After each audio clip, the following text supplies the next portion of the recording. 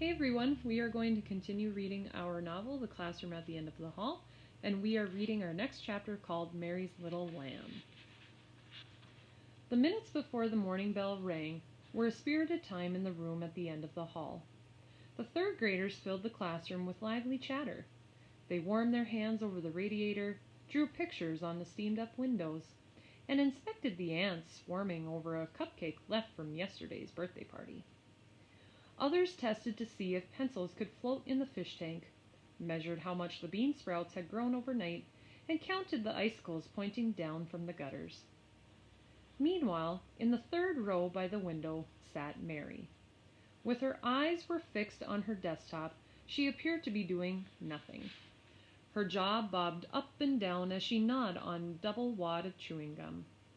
Every few seconds she slid an inch farther down in her seat. Kenneth looked up from the reading corner. "There she goes again," he said.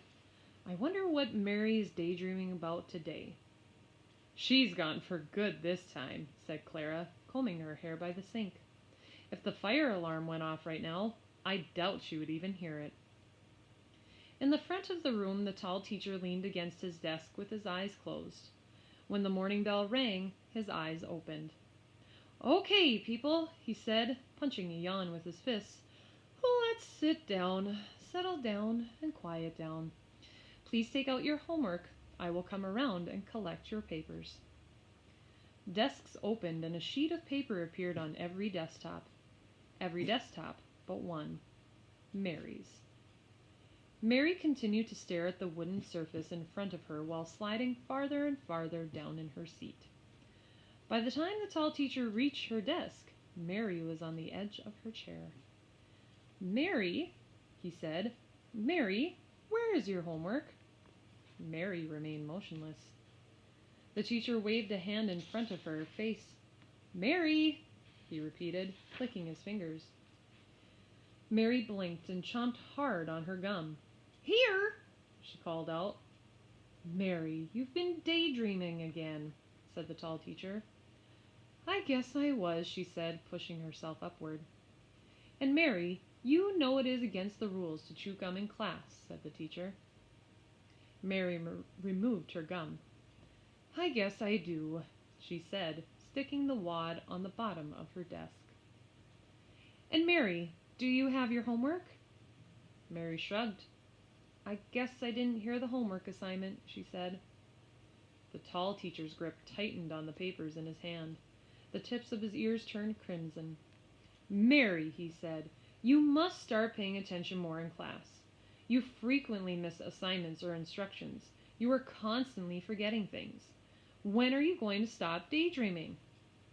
Meanwhile, Mary had slipped down in her seat again and was staring out the window. "Mary!" the tall teacher called out. "Here!" piped Mary. "Something must be done about your daydreaming." Aren't daydreams peculiar things? Who knows where they come from? Those mental pictures and songs and ideas seem to be stored in a secret closet in our heads and pop out without warning. But we need daydreams also. How else could we make it through a long car ride or a boring afternoon at school? When else can we see whatever pictures we want to see and change them as we please? In Mary's case, however, daydreams seemed to pop in her head more frequently and at the worst moments. She tried her best to pay attention to lessons at school, but her own imagined thoughts and pictures were more interesting and refused to go away. "Okay, people, open your reading books to page 93, the tall teacher instructed. "Let's read some poems."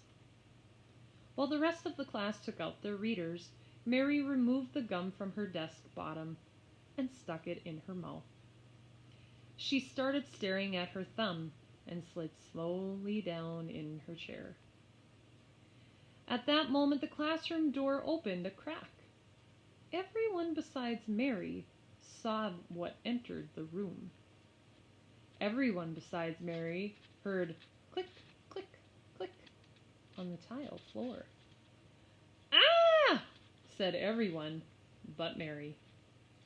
Mary continued to contemplate her thumb. Not until something close by went, "Bah!" did she jolt. She looked around and saw nothing. "Bah!" came the sound again, this time from under her desk. She looked at her feet and saw a little lamb. Its fleece was as white as the snow on the playground. Its pointed ears flicked, and its 3-inch tail swished back and forth like a paintbrush. With big black eyes, it looked pleadingly up at Mary. "It's you again," Mary said. "Bah!" said the lamb. "Ah!" went the class. The tall teacher rose from his desk. Slowly he stepped to the desk in the 3rd row by the window. He bent over and said, "Mary, what is that little lamb doing in this classroom?" Mary shrugged. "I don't know," she said. "I spotted it this morning by my house. I guess it followed me to school today." "To school today?" "To school today," said Mary. "So it followed you to school, Mary. But that is against the rules," said the tall teacher. "What am I supposed to do?" said Mary. "I was just walking along the sidewalk, and that lamb started following me. It sat on the playground when I came inside." "You should do what other children do when their pets come to school with them," said the tall teacher. "Take that animal outside and leave it beyond the school fence." Mary sighed. "I guess so," she said, and trudged to the coat closet to get her coat. Click, click, click, went the little lamb's hooves on the tile floor as it tripped along behind her. Swish, swish, swish, went its 3-inch tail as it followed Mary to the door. "And please hurry back, Mary," called the tall teacher. "You've already wasted enough class time." "Into shakes," said Mary, stomping out the door. By the time Mary returned, the class had finished reading poetry and was now writing cursive L's. Mary took out her pencil and wrote a perfect L, careful to stay between the lines, slanting the proper amount. But in the middle of her second L, a sparkle from an icicle outside the window caught her attention. Farther and farther she slid down in her seat as a mental movie filled with jewels and glittering treasure played in her head. At that moment the classroom door opened again. "Ah!" said the class, as the little lamb stepped nimbly down the aisle towards Mary's desk. "Bah!" went the little lamb, sitting by Mary's feet. Mary slid off her chair, nearly landing on the floor. As she pulled herself up, she looked at the fleecy creature under her desk. "Shoo! Go away! You're embarrassing me," she said. The tall teacher looked up from his desk. "Mary," he said, "will you please remove that lamb from this classroom?" Mary trudged to the coat closet a second time. "This little lamb is getting on my nerves," she said, and strode out the door with the lamb at her heels. The lamb reappeared often that morning. Everywhere that Mary went, the lamb was sure to go. It followed her into the library and startled her as she daydreamed near the encyclopedias. It followed her into the lunchroom, and while Mary sat deep in thought, with a peanut butter and jelly sandwich halfway into her mouth, the lamb let out a bleat that almost made her gag. Even when Mary visited the girls' room, the little lamb visited her. While washing her hands, she stared blankly into the mirror. "Bah! Bah!" went the lamb, and Mary jumped an inch. "Enough is enough!" she screamed. "How am I ever going to get rid of you?" That afternoon the tall teacher did a science experiment by dipping a celery stalk into a jar of red water. Already Mary's mind had drifted off. Being an expert daydreamer, she could daydream in marvelous colors, and was now imagining how her classroom would look all blue, then all yellow, then all green. "Bah! Bah!" went the little lamb at her feet. "Here!" Mary jolted to attention and banged her knees on the bottom of her desk. The tall teacher glared at the girl in the third row. His red ears told the story. "Mary," he said through his teeth, "I told you farm animals are not allowed in this classroom. This one seems to be showing up every hour. Now it is recess time. Will you take that creature outside again and make sure it does not return?" Head bowed, hands stuffed in her pockets, Mary traipsed out to the playground. She headed to the baseball field, now resting under a foot of snow. "Scram! Get lost!" she shouted to the little lamb, almost invisible against the white snow behind her. "Bah!" went the little lamb. It bounded from one of Mary's footprints to the next. Up and down, Mary tramped, stamping out a giant cursive M in the snow. "How am I ever going to get rid of you, little lamb?" she said. "Bah! Bah!" cried the lamb. Next, Mary stomped out an enormous A. "What a nuisance you are, little lamb!" she said. "Bah!" went the lamb, shaking snow off its back. "Why are you following me, little lamb?" Mary said, flattening a giant R. The lamb leaped into the next footprint. "Bah! Bah!" it bleated. Mary finished her name with a colossal Y.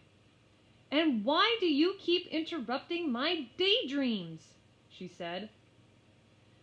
At the bottom of the Y, Mary stooped to pack a snowball. "You infuriate me, little lamb," she said. "I never know when you will show up. You keep startling me. I'm a nervous wreck. I haven't had a peaceful moment all day." And she smacked the snowball against the outfield fence. When she got back to the classroom, the tall teacher held up some writing paper. "Now, people, I want you to write a poem," he said. "It should be a rhyming poem, 4 lines long. Be creative. You have 20 minutes to finish." While the teacher passed out the paper, Mary turned toward the classroom door. Good. No lamb. She leaned over her paper and gripped her pencil tightly. She checked the door again before beginning to write. In one nonstop burst of energy, she scribbled a line of poetry about the one thing on her mind: the little lamb. Again she checked the door. "That mutton has sure made me mad," she said, writing the second line. "I just know it's hanging around the school grounds, waiting to take me by surprise." She wrote the third line and again turned toward the door. "Still no lamb," she muttered to herself, "but I must stay alert. I'm not going to let it startle me again." Mary composed the fourth line of her poem and made it rhyme with the second. The final period was hardly in place, however, when a paperclip on the floor caught her attention. Mary stared at the paperclip. She had started to drop in her seat when, bah! Bah! Bah! louder than ever, nearly flipped her out of her chair. At her feet sat the little lamb, ears twitching and 3-inch tail swishing merrily. Mary closed her eyes and said an oath. "That did it!" she shouted. "I am going to take you someplace, little lamb, where you can never startle me again." Without waiting for a word from the teacher, she raced to the coat closet and put on her coat. In one swift move, she spun around, scooped up the little lamb, and tucked it under her arm. "Bah! Bah!" went the little lamb as Mary stomped out the door. What happened to Mary's lamb after that? No one in the room at the end of the hall knows for sure. But the next day everyone noticed a change in Mary. Whenever she started to slip down in her seat, she suddenly flinched and slid upward. Over and over her head turned toward the door. She was alert. She was constantly on her guard. "Mary, I see you are paying much better attention today," said the tall teacher, "and I'm glad we have no more problem with your little lamb." The tall teacher had pinned yesterday's assignment, the 4-line poems, to the bulletin board. Of course, few students ever stop to read what's on a bulletin board. It's more important to peel right past it and be the first one out the door at recess time. But if the 3rd graders in the room at the end of the hall had stopped to read Mary's poem, they might have found it interesting. This is what it said. "I know this pesky little lamb. Its wool is snowy white. And if it follows me to school one more time, I'll have lamb chops for dinner tonight." That is the end of our chapter. Hope you enjoyed it. See you next time.